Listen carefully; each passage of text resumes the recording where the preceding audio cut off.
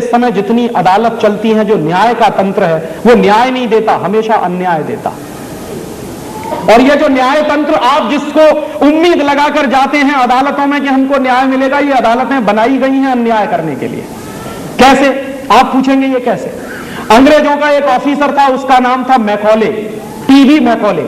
TB Macaulay को हिंदुस्तान में भेजा गया था 2 काम करने के लिए। पहला काम उसको भेजा गया था कि हिंदुस्तान की शिक्षण पद्धति को बर्बाद करो, और दूसरा काम मैकॉले को सौंपा गया था कि हिंदुस्तान की शिक्षण पद्धति के साथ साथ हिंदुस्तान की न्याय पद्धति को बर्बाद करो। तो मैकॉले आया था हिंदुस्तान की न्याय पद्धति और शिक्षण पद्धति को बर्बाद करने के लिए। हिंदुस्तानी शिक्षण पद्धति को बर्बाद करने के लिए मैकॉले ने क्या किया था? एक कानून बनाया था, उसका नाम है इंडियन एजुकेशन एक्ट, और उस कानून को लागू करके उसने हिंदुस्तानी शिक्षण पद्धति का नाश कर दिया और एक अंग्रेजियत की शिक्षण पद्धति इस देश में पैदा की। उसी मैकॉले ने एक दूसरा कानून बनाया था, उसका नाम है आईपीसी, इंडियन पीनल कोड। ये जो इंडियन पीनल कोड नाम का कानून है, ये मैकॉले का बनाया हुआ 1860 का। और ये मैकॉले ने क्यों बनाया था? मैकॉले अक्सर एक बात कहा करता था अपने साथियों से कि जिस देश की न्याय व्यवस्था खत्म हो जाती है, उस देश का समाज टूट जाता। तो हिंदुस्तान की अगर न्याय व्यवस्था खत्म हो जाएगी और उसमें अंग्रेजी न्याय व्यवस्था चलेगी तो भारतीय समाज टूटेगा।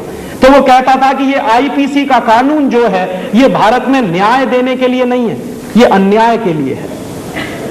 क्यों? क्योंकि भारत की न्याय की पद्धति तोड़नी थी अंग्रेजों को, और अंग्रेजों को अपनी पद्धति इस देश में स्थापित करनी थी। उसके लिए उन्होंने आईपीसी बनाया, सीआरपीसी बनाया, क्रिमिनल प्रोसीजर कोड, और उसी के लिए बनाया सीपीसी। आप जान लीजिए, भारतीय न्याय पद्धति में कभी भी हजारों साल से फांसी देने की सजा नहीं रही। ये अंग्रेज थे जिन्होंने फांसी देने की सजा शुरू की इस देश में। हमारे देश में किसी भी राजा के जमाने में फांसी नहीं दी जाती थी। तो आप पूछेंगे कैसे होता था?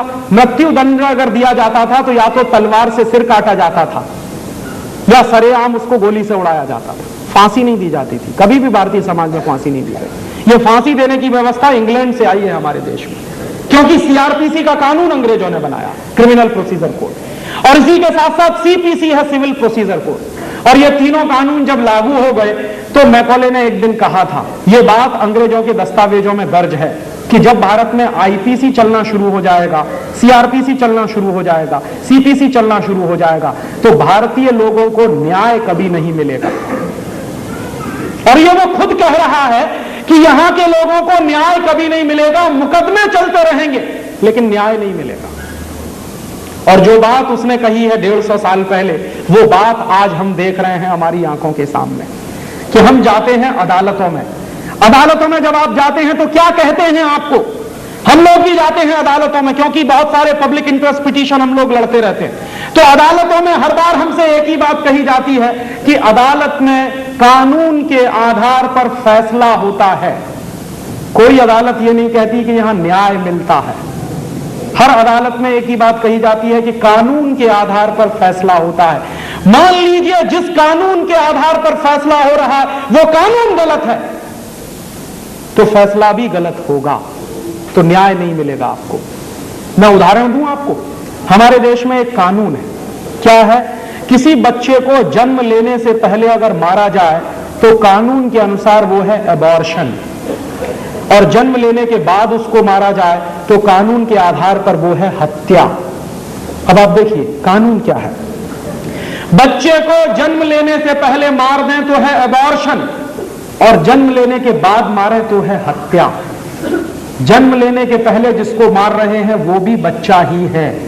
वो एक अलग बात है कि गर्भ के अंदर है, और सारी दुनिया जानती है कि गर्भ में 1 महीने के बाद बच्चे में उतनी ही जीव और जान होती है जितनी जिंदा बच्चे में होती है। तो उस बच्चे को जब मारा जाता है तो अपनी जान बचाने के लिए वो ऐसे ही भागता है जैसे बाहर किसी को मारने के लिए आप भागते देखते हैं। तो दुर्भाग्य से कानून क्या है कि बच्चे को जन्म लेने के पहले मारने वाले लोग कहलाते हैं डॉक्टर्स, और जन्म लेने के बाद जो मारते हैं उनको कहते हैं हत्यारा। हत्यारे तो दोनों हैं, लेकिन कानून ऐसा है जिसके आधार पर जन्म लेने वाले बच्चे को पहले मार देने वाले लोग कहलाते हैं डॉक्टर, और वो होते हैं गोल्ड मेडलिस्ट, और जन्म लेने के बाद जो मारते हैं वो होते हैं हत्यारे। आप कभी बंबई जाइए, मैं अक्सर बंबई जाता हूं, तो तो बंबई की ट्रेन्स में एक स्टिकर चिपका रहता है। क्या है? बंबई में आप जाइए तो आप देखेंगे वहां सुपारी लेकर हत्या करते हैं। 10,000 की सुपारी ले ली, 15,000 की सुपारी ले ली, 20,000 की सुपारी ले ली। तो सुपारी लेने की बात इस बात पर तय की जाती है कि मरने वाले आदमी की हैसियत क्या है। तो मरने वाले आदमी की हैसियत के आधार पर 10, 20, 50,000 की सुपारी लेकर जो हत्या करने वाले लोग हैं वो कहलाते हैं हत्यारे, और 90 रुपए की सुपारी लेकर जो एबॉर्शन कराते हैं बंबई में वो कहलाते हैं डॉक्टर्स। आप जाइए, बंबई की ट्रेन्स में एक स्टिकर लगा रहता है कि आइए और छुटकारा पाइए सिर्फ 90 रुपए में। क्यों? कानून ऐसा बना हुआ। तो आप जरा बताइए कि इस कानून के आधार पर अगर अदालत कोई फैसला देगी तो न्याय कहां मिलेगा उसमें? क्योंकि न्याय तो यह कहता है कि जो बच्चा आना चाहता है जीवन में, दुनिया में, वो अकेला नहीं आ रहा है, वो 2 लोगों की सहमति से आ रहा है। वो खुद नहीं आ रहा, उसमें 2 लोगों की सहमति है। तो 2 लोगों की सहमति से जो जीवन में आना चाहता है उसको मारने का अधिकार आपको किसने दिया? लेकिन क्या है? कानून ऐसा है, इसमें न्याय कहां है? ये तो सरासर अन्याय है। जिस देश में चींटी को मारना भी पाप माना जाता हो, जिस देश की माताएं चींटी को भी आटा डालने की काम करती हों, उस देश में बच्चों के एबॉर्शन कराना ये न्याय नहीं है, ये अन्याय है। यूरोप में चलता है लेकिन हिंदुस्तान में नहीं चल सकता।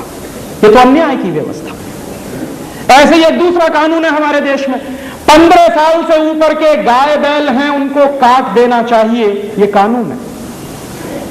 लेकिन अगर गाय बैल को आप मारेंगे, पिटाई करेंगे तो आपके ऊपर मुकदमा चलेगा, क्योंकि हमारे देश में एक कानून है prevention of cruelty against animal. माने आप किसी भी जानवर के ऊपर अत्याचार नहीं कर सकते, नहीं तो केस